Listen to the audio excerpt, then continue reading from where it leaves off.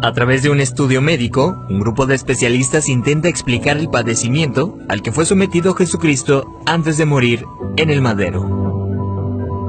Castigo deshonroso que asignaban los romanos a los peores criminales y que Jesús aceptó como expiación para todos nosotros. Con 33 años de edad, Jesús sufrió el castigo más cruel y abominable, ocasionándole una muerte lenta y extremadamente dolorosa, padeciendo al menos unas 18 horas. De acuerdo con el estudio, cuando Jesús suda sangre en el huerto de Getsemaní, descrito en el libro de Lucas 22:44, experimentó un suceso llamado hematidrosis, que normalmente se produce cuando hay un gran sufrimiento psicológico. En algunos casos, la ansiedad severa provoca la secreción de químicos que rompen los vasos capilares en las glándulas sudoríficas, emanando mezclas entre sudor y sangre.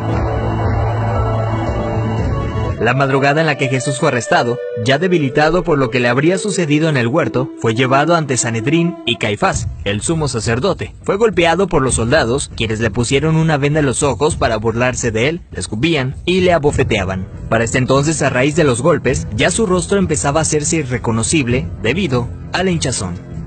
Los azotes que Cristo recibió de los romanos eran a causa de otro término terriblemente brutal. El látigo que utilizaban los soldados estaba compuesto por tiras de cuero trenzado con esferas de metal entretejidas. Cuando éste impactaba contra la carne, provocaba severos moretones y contusiones, mismas que se abrían con los demás golpes. No contentos con esto, el artefacto con el que se flageló a Jesucristo también tenía pedazos de hueso afilado, provocando además cortadas profundas mientras lo golpeaban. De acuerdo con estudios realizados por historiadores forenses, con frecuencia, quienes eran flagelados con este tipo de látigos llegan a tener exposición de la espina dorsal debido al desgarramiento de la espalda, pues los golpes iban desde los hombros, pasando por la espalda y las piernas, hasta llegar a los muslos, produciendo que la carne del individuo cuelgue en forma de tiras. Mientras sucedía, en el interior de la persona, en este caso Jesucristo, se experimenta un dolor tan grande que debió llevarlo a una conmoción hipovolémica, es decir, que la persona a raíz de la gran pérdida de sangre sufre de taquicardia, pues el corazón acelera su ritmo intentando bombear una sangre que ya no existe, lo que a su vez conlleva una baja presión sanguínea, dando paso a la pérdida de la conciencia.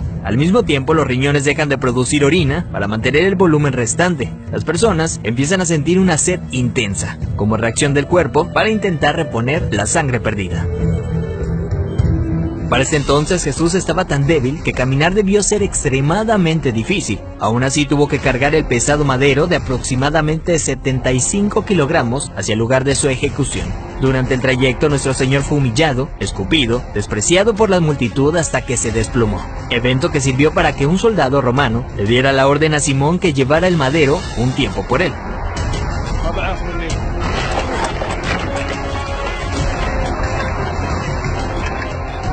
Luego de ello Jesús dice tener sed y le dan un trago de vinagre.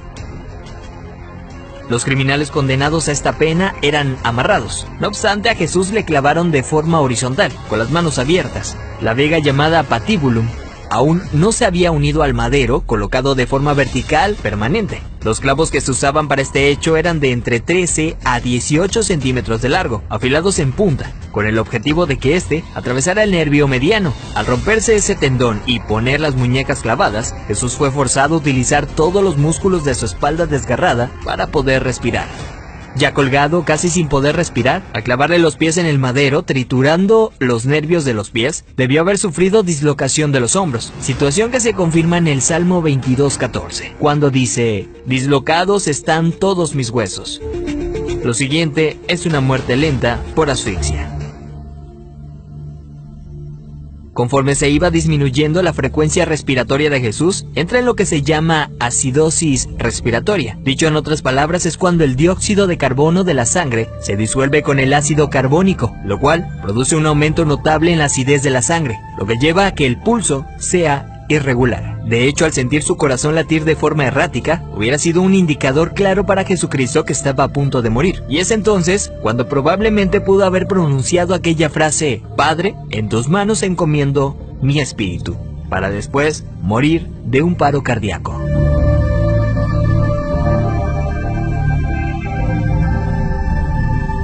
A diferencia de otros crucificados, los huesos de Jesús no fueron quebrados. Esto lo hacían para evitar que las personas que pasaban por esto subieran las piernas hacia arriba y con estas se ayudaran para poder respirar. Así, la muerte era rápida en cuestión de unos minutos. Sin embargo, Jesús no pasó por esto, y se sabe porque en registros romanos, hallados años después, soldados describen el hecho, confirmando lo que ya estaba predicho en el Antiguo Testamento acerca del Mesías, donde se menciona que ningún hueso será quebrado. Salmos 34:20. Según dichos registros, un soldado romano clavó en Jesús una lanza en el costado derecho para confirmar su deceso. La lanza penetró el corazón, por tanto cuando sacó la lanza, del orificio salió un fluido claro como el agua, seguido de un gran volumen de sangre, tal como lo describe el apóstol Juan en su Evangelio, testigo presencial de los hechos.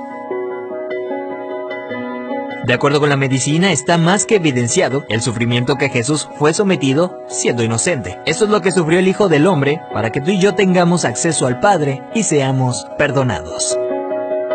Veracidad News.